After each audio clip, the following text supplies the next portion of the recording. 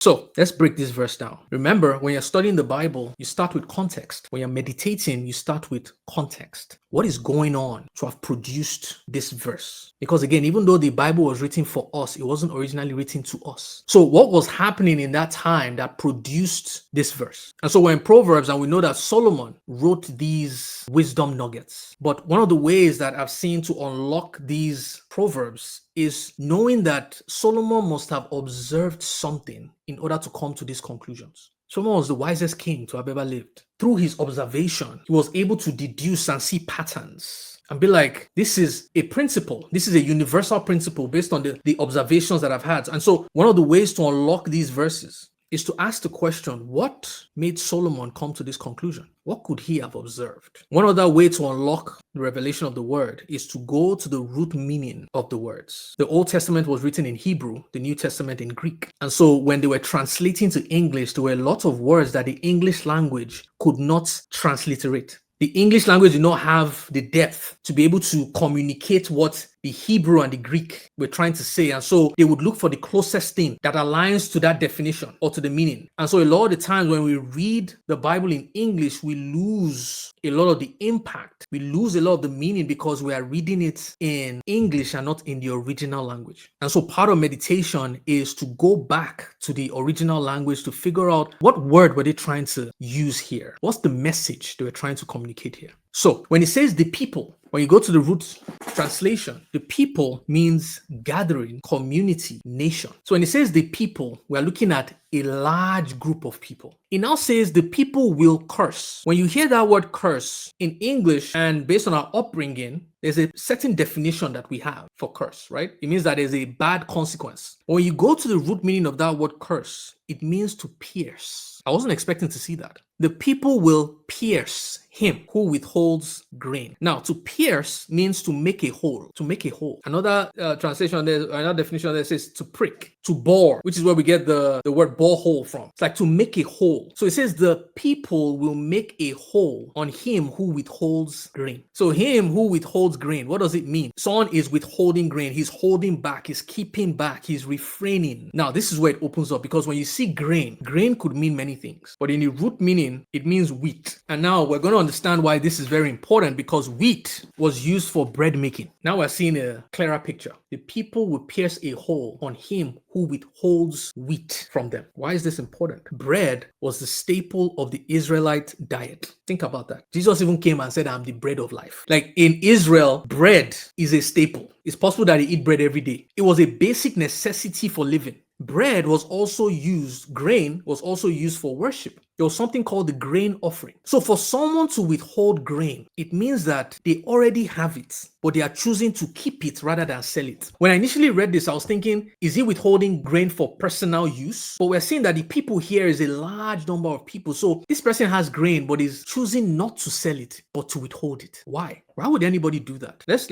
ask that question. Why would anyone who has grain to sell withhold that grain? Supply and demand. Wheat was a basic necessity, meaning that there was a high demand for it. Rich, poor, middle class, everybody needed wheat. So for someone to withhold grain that is readily available, it means that they are trying to manipulate the supply to create artificial scarcity so that the price of wheat can go up and they can make more money. Are you seeing how we just uncovered that? We will read the people will curse him who withholds grain and feel like that's it. Look at what we've been able to reveal from that. That this is not just someone who is withholding grain. This is someone who is trying to manipulate the market. This is someone who is trying to create inequality, because this is what happens that makes the rich keep getting richer and the poor keep getting poorer, because they will create artificial scarcity, and the poor are the ones who will feel the brunt of it, because now a higher level of their disposable income will go towards spending on food. Now they don't have money to invest, they don't have money to do other things. So these people, they are trying to manipulate the market in order to make more money for themselves. So why are people cursing them? Why are people poking holes in them? When I was studying this, I'm like, for this person to have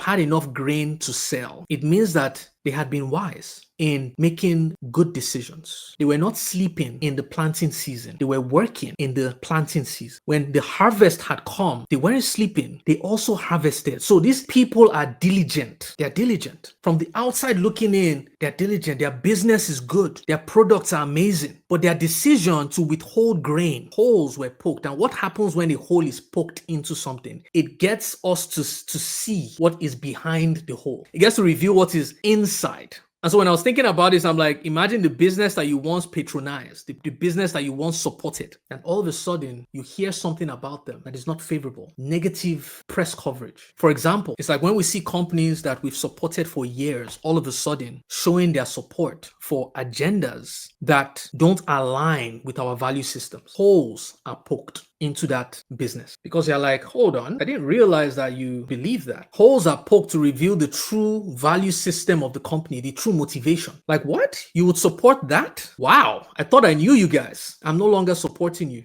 I heard something that happened to Netflix recently, right? I think that's a very apt example right now. Netflix is promoting content that is not in alignment with family values. And now they're being canceled. It's like we were paying our subscription all this time, but all of a sudden, new information has come out about you that has poked holes. Now we are seeing inside the back end of your organization. And we're like, we don't like what we see. And so what happened to these guys when Solomon is saying the people will curse him who withholds grain is that Solomon noticed that these people who were trying to manipulate the market, when people found out, there was a loss of reputation. There was reputational damage. The trust that people once had for them, it began to leak. When you put a hole in something, whatever is inside begins to leak. So the people will poke holes on him who withholds grain. You know, a very good example to help buttress this point. Let's think back to when COVID happened. When COVID happened, there was a mandate that everyone had to wear a mask. It was a necessity in the same way that a grain, wheat, was a necessity to the Israelites. We had to wear masks. Can you imagine if you found out that there was a company that was hoarding masks during that time? Or even better still, there was a company who was hoarding vaccine because they wanted to create artificial scarcity that would enable the price of masks to go up. What do you think would happen? How would they have been perceived? I don't care how big the company would have been. You'd be like, what? At this time of such sensitivity, you are choosing to do something like this? Their brand identity would have been tarnished. And so this is why this is important, because Solomon was reigning in a season of abundance. Solomon had peace on all sides. Israel was at its most prosperous during Solomon's reign. So Solomon is wondering, there's enough grain to go around. Why are people hoarding? Why are people trying to manipulate the market? Because in a season of prosperity, everybody's doing well. But there were a few who didn't like that. They wanted to do more. They wanted to do better than most.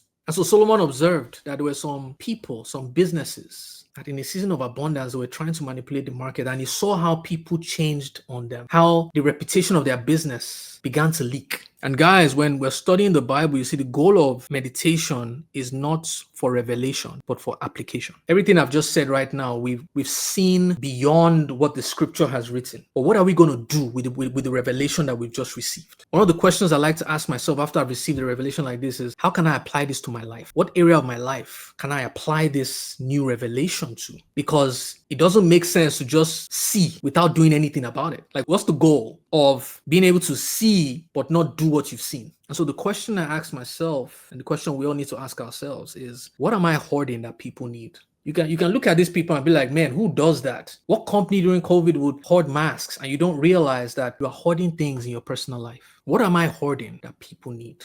Maybe you're at work. What gifts and skills has God given you that can help that business where you're working, but you're currently hoarding it because you won't get the credit for it? You have an idea that will position the business better, but because you won't get the credit, you hoard it. Are you seeing how one revelation can begin to speak to you in your personal life, in your business, in your marriage? Let's think about marriage. What do you know your spouse needs that you're currently hoarding from them? I'm coming into your houses right now, man. In business, if you're in business, are you creating artificial scarcity as a form of manipulation to get people to pay you more or pay you now? There was something, because I used to attend all these seminars on, how to do businesses and all these things. And there's a tactic that just never felt right with me, especially with information products. Like if you have a course, it's not a physical product that can run out. If you go to the store and there are 5,000 products and 4,950 have been bought and there are now 50 left and 500 people want to buy these 50, you can be like, you know what, there isn't enough, so let's increase the price because there isn't enough product. But it always surprised me that for a course that is online that can be shared with everybody, people will be like, you only have 24 hours to buy this, if not it is gone. It never sat well with me. It's a form of manipulation, if you ask me, because you are trying to induce people to do something that they are not ready to do. It's like you're trying to force them to make a decision, and that's manipulation. The world will call that a marketing tactic. God has not called us to do that, because God is a God of abundance. You cannot use scarcity to motivate people. And if I've done that in the past, I apologize. Forgive me. This is very dangerous, because do you realize that it is the same tactic that the enemy used in the garden? A lot of people are doing it because they heard it from someone, but they may not know that it's actually a demonic tactic. And the reason why I say that is because in the Garden of Eden, that's exactly what the devil did. God told Adam and Eve, or Adam, eat freely from every tree in the garden. But the enemy came and introduced scarcity into their mindset. So what about this one that God said you should not have? Leave. Remove your focus from everything that you should have that has been given to you. Focus on the one thing that you can't have yet. Scarcity. And when they fell for it, they lost access. When they fell for it, holes were poked. Thank you so much for watching. If you enjoyed this clip and you'd like to watch the entire Bible study session, make sure you click this link here. And if you've been blessed by this channel in any way you feel led to support, please consider clicking the link below. And for any amount you give, you get a free Bible study masterclass where I teach you how to unlock the 3 dimensions of the word. Literally, I'm going to be teaching you how to study the Bible in 3D. If you also feel led to support us on a monthly basis, consider becoming a member of the YouTube channel, where you get some exclusive perks as well, like becoming a part of our monthly book club. Thanks again for watching, and God bless you. See you on the next one. Take care. Bye-bye.